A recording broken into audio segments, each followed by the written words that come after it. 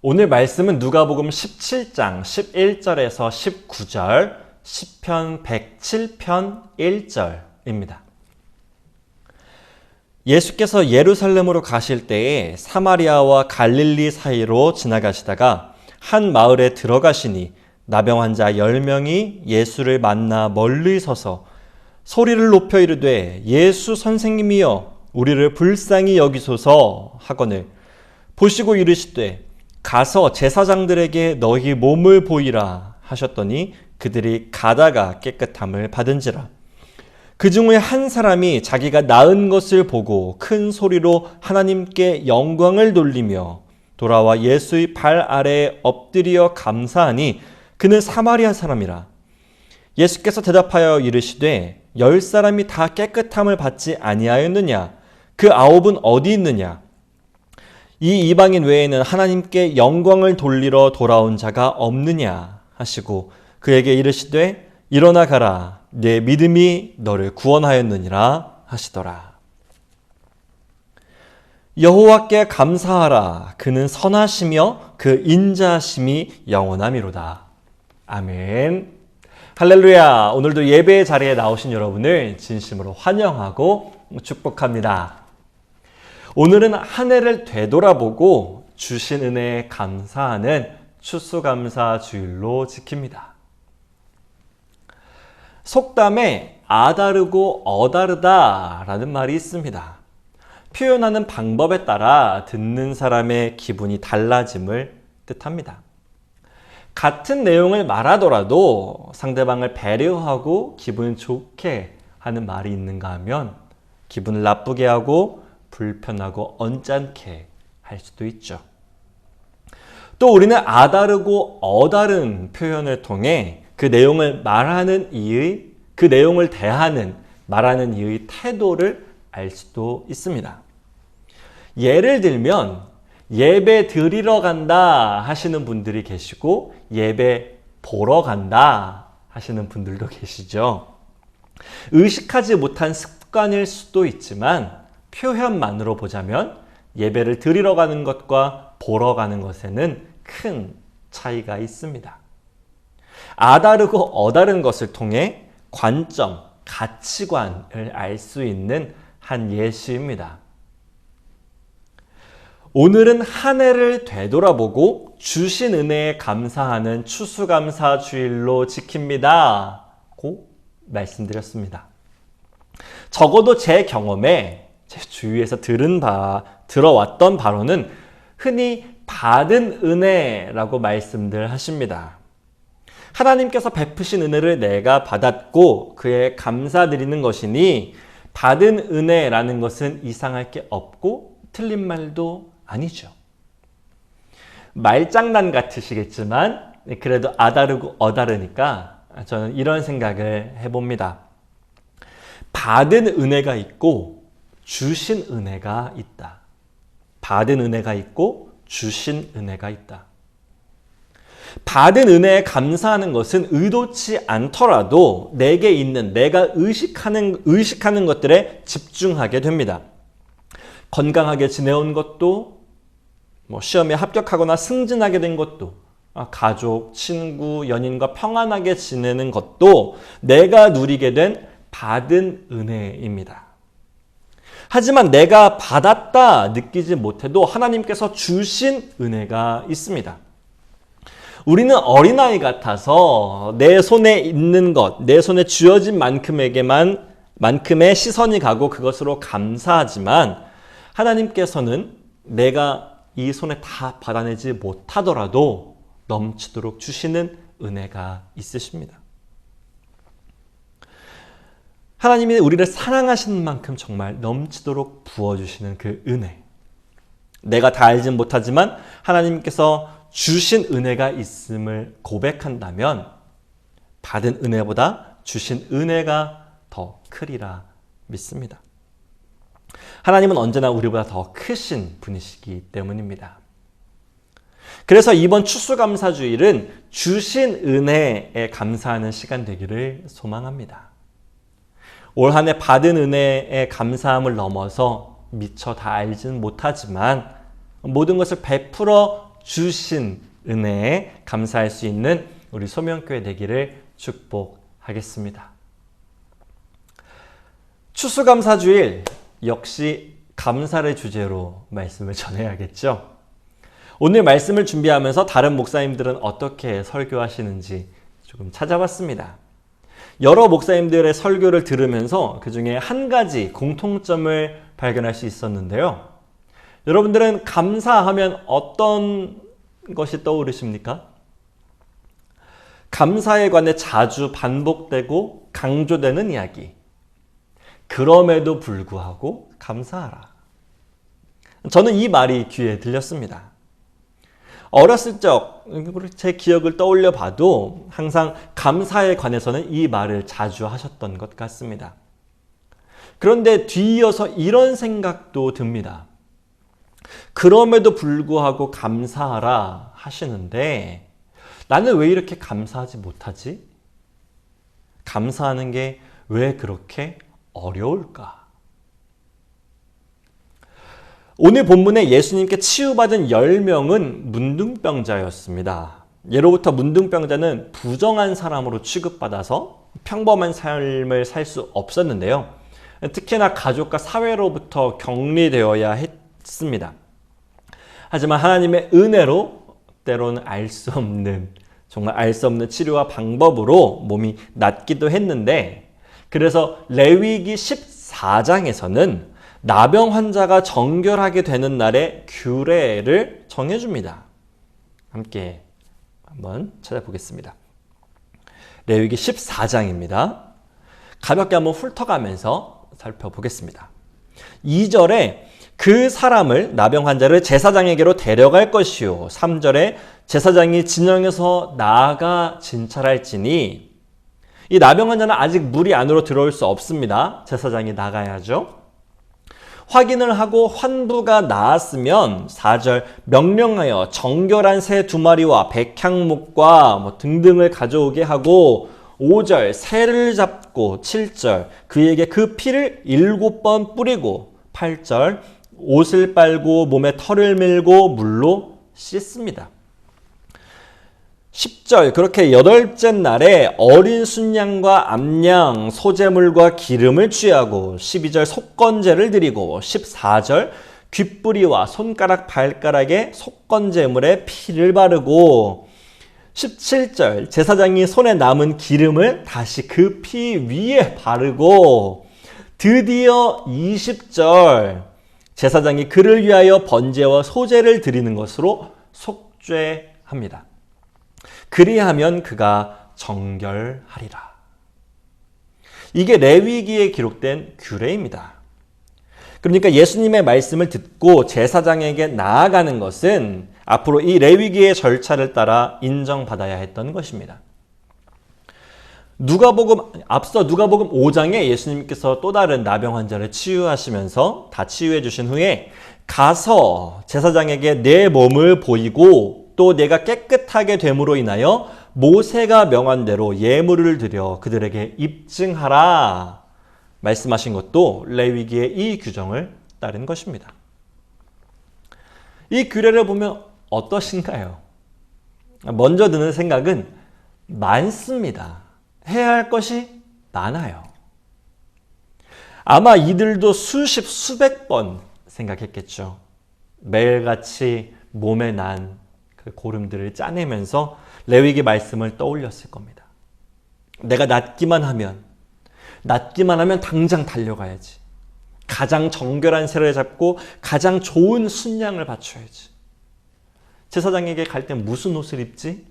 어떤 칼로 면도를 해야 깔끔하게 잘 될까? 마을 사람들 다 불러서 잔치할 거야. 자연스럽습니다. 인생에서 큰 문제를 만나거나 가로막혔을 때 우리는 이것만 해결된다면 이라는 생각을 수도 없이 합니다. 그런 생각이 내 안에서 풍선처럼 부풀어 오르죠. 그런데 오늘 본문을 잘 살펴보면 이런 생각 때문에 예수님께로 다시 돌아오지 못한 것처럼 보입니다. 더 냉정하게 말씀드리자면 문제를 해결받은 감사한 상황 때문에 감사를 드리지 못하고 있는 것입니다. 오늘 말씀 첫 번째, 감사가 어려운 이유, 그것은 은혜 주신 분보다 나를 먼저 보기 때문입니다. 예수님의 말씀에 순종해서 제사장에게 가던 이들, 이 10명, 이들이 믿음이 없었던 것이 아닙니다. 아직 채 낳지도 않았지만 예수님이 가서 보이라 하는 말씀에 믿고 순종해서 나아간 것입니다.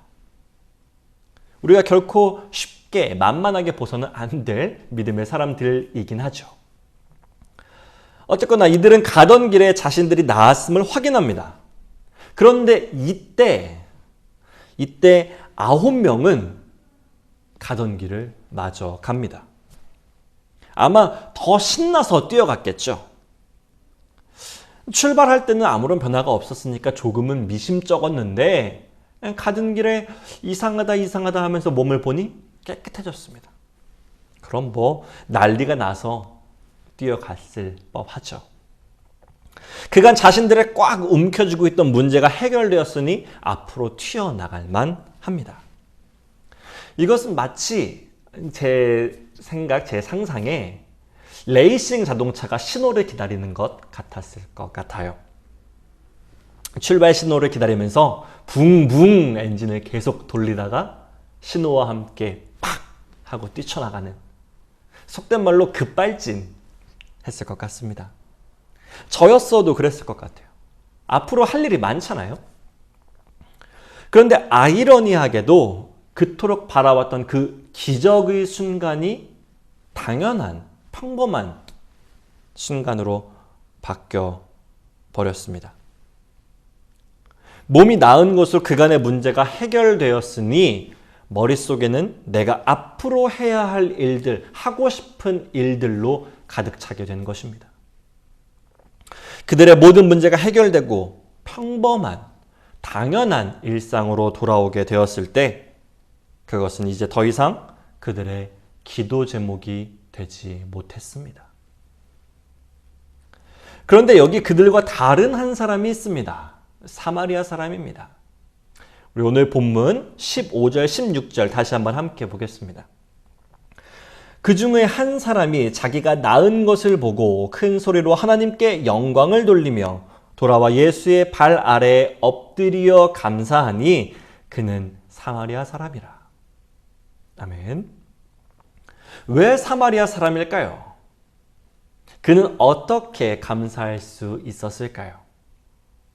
10사람 중에 유독 이 사람만 사마리아 사람이라고 소개하는 것을 보면 나머지 9명은 평범한 유대인이었던 것 같습니다. 여러분들도 잘 아시겠지만 오랜 시간 동안 포로 생활을 해왔던 유대인들은 율법과 계명을 목숨처럼 여겼습니다. 해야 할 것과 하지 말아야 할 것이 머릿속을 가득 채우고 있었던 거죠. 그리고 이것은 어느샌가 그들로 하여금 기계적으로 율법을 지키도록 했습니다. 하나님께서 명령하신, 하나님께서 주신 율법은 하나님을 향해 나아가야 하는 길이었지만 그 율법 자체에 목을 맨 나머지 정작 그 길의 목적지, 방향, 하나님을 보지 못했던 것입니다. 여기서 더욱 중요한 것은, 더욱 문제가 되는 것은 이들이 율법을 내세워서 자기의 생각을 쫓았다는 것입니다.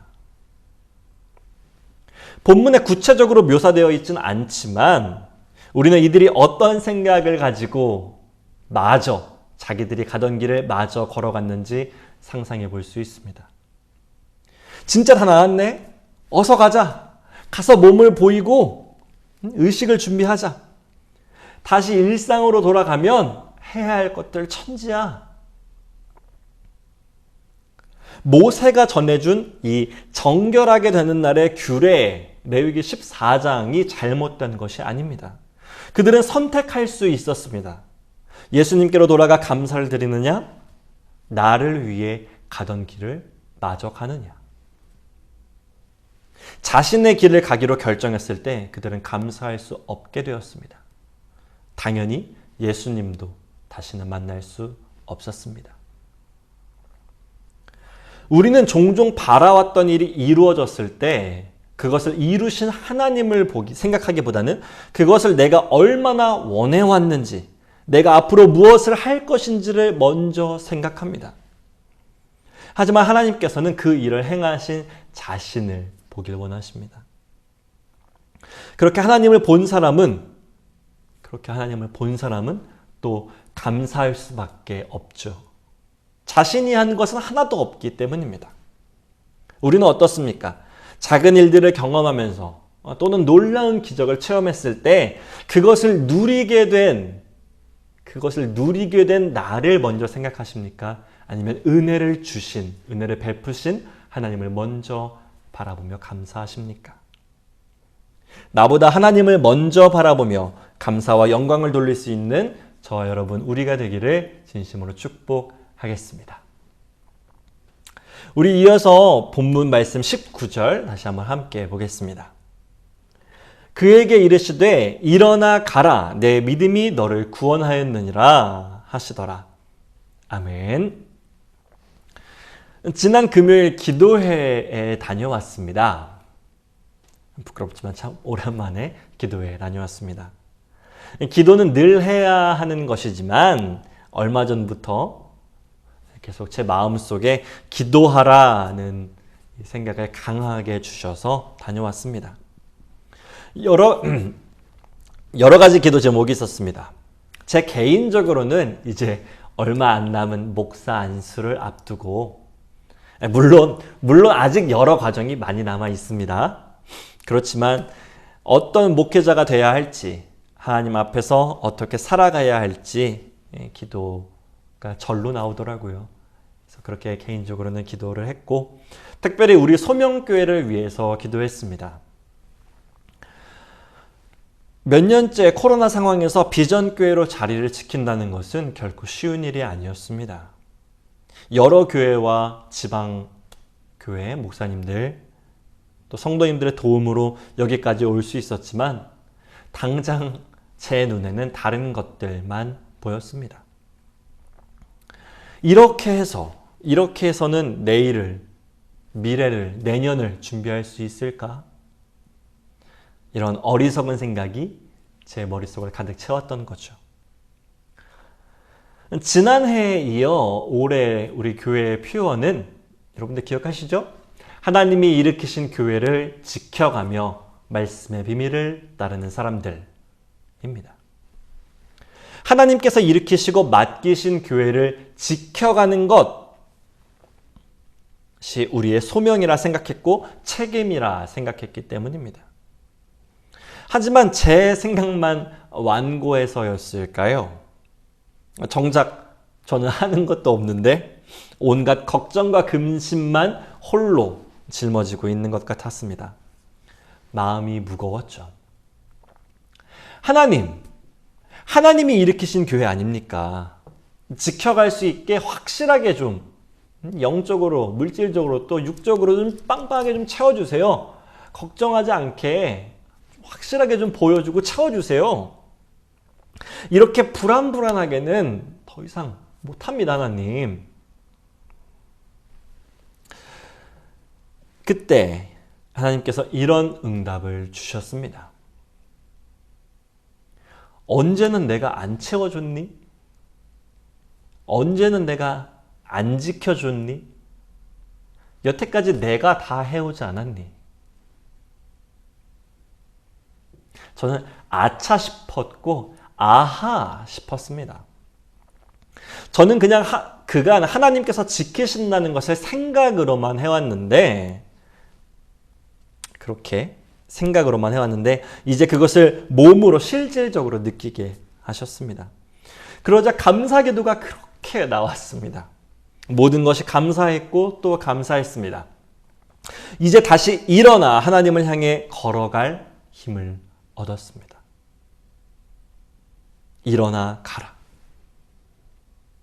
이 힘은 갑자기 현실이 바뀌어서 미래에 확신이 생겨서 통장이 빵빵해져서 교회가 가득 차져서 얻은 게 아닙니다. 여전히 현실은 그대로지만 하나님의 음성을 들었기 때문에 얻은 힘입니다. 또 오직 하나님을 만난 것으로 드리게 된 감사입니다. 예수님께서는 자신에게 돌아와 감사와 영광을 표하는 이 사마리아 사람을 향해 너의 믿음이 너를 구원하였다. 일어나 가라고 말씀하십니다. 물론 하나님께서 먼저 주신 믿음이지만 이 믿음은 누구도 대신해 줄 수 없는 나의 것입니다. 우리 기도할 때 중보기도 우리 하면서 함께 하자고 격려할 수 있지만 언젠가 스스로 입을 떼고 마음을 열어 기도해야 하는 것처럼 감사도 마찬가지입니다. 하나님을 만나는 것도 마찬가지죠. 감사해야지, 그럼에도 불구하고 감사해야지 라는 말을 누군가 옆에서 이렇게 격려하고 독려하고 해도 억지로 감사를 끌어낼 수는 없습니다. 오직 나에게 일어난 사건 속에서 하나님을 만난 사람만이, 나에게 일어난 사건들 속에서 하나님을 만난 사람만이 감사할 수 있습니다. 여러분은 어떠십니까? 제가 여러분께 이렇게 묻지 않겠습니다. 스스로에게 한번 여쭤보시기 바랍니다. 나는 하나님을 만났나? 하나님을 만난 감사가 나에게 있는가? 누구도 강요할 수 없고 그래서 누구도 뺏어갈 수 없는 하나님을 만난 감사가 저와 여러분 우리 소명교회 가운데 가득하게 되기를 진심으로 축복하겠습니다. 우리 마지막으로 시편 107편 1절 말씀 함께 보겠습니다. 여호와께 감사하라. 그는 선하시며 그 인자하심이 영원하미로다. 아멘. 오늘의 또 다른 본문 시편 107편입니다. 여러분들도 잘 알고 암송하시는 말씀이죠. 시편의 저자는 여호와 하나님께 감사하는 이유로 그분의 선하심과 인자하심을 말합니다. 그런데 여기에 아주 놀라운 감사의 비밀이 숨겨져 있습니다. 서두에 말씀드린 것처럼 우리는 흔히 우리에게 일어난 어떤 일들로 감사합니다. 이러해서 감사, 저러해서 감사, 감사할 일이 참 많습니다 라는 말도 자주들 하시죠.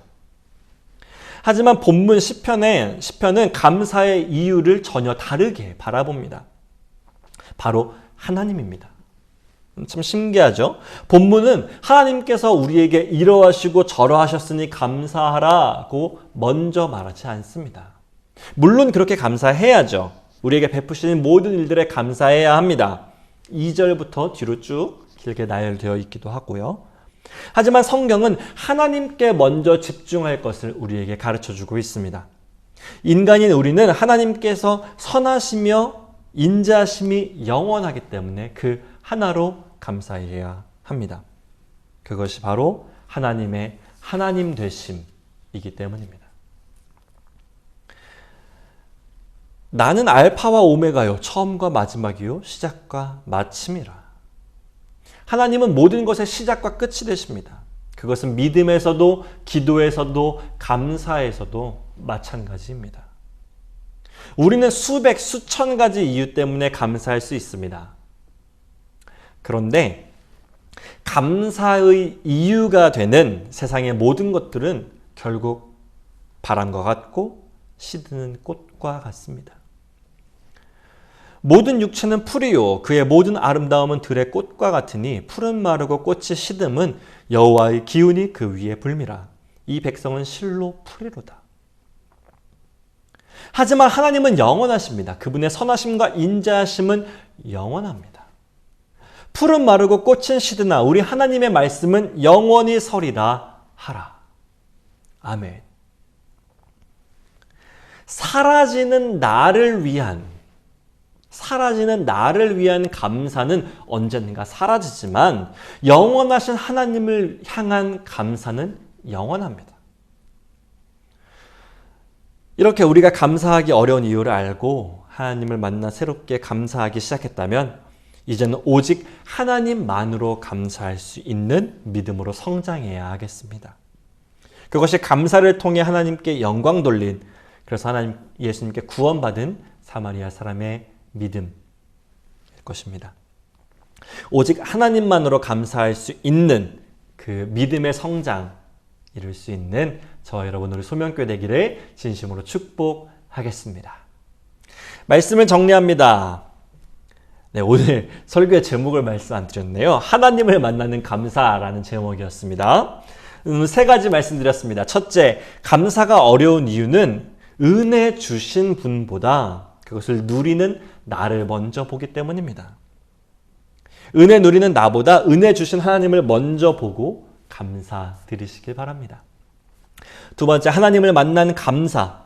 다른 것을 넘어서 하나님을 만나는 그 감사가 우리 안에 있게 되기를 바랍니다. 셋째, 그럴 때 나아가 오직 하나님의 하나님 되심만으로 감사할 수 있게 되는 그런 믿음의 성장 이루리라 믿습니다. 오늘 말씀 기억하시면서 이번 한 주도 하나님을 만난 감사로 채워가시는 저와 여러분, 우리 소명교회 되기를 진심으로 축복하겠습니다. 기도하겠습니다.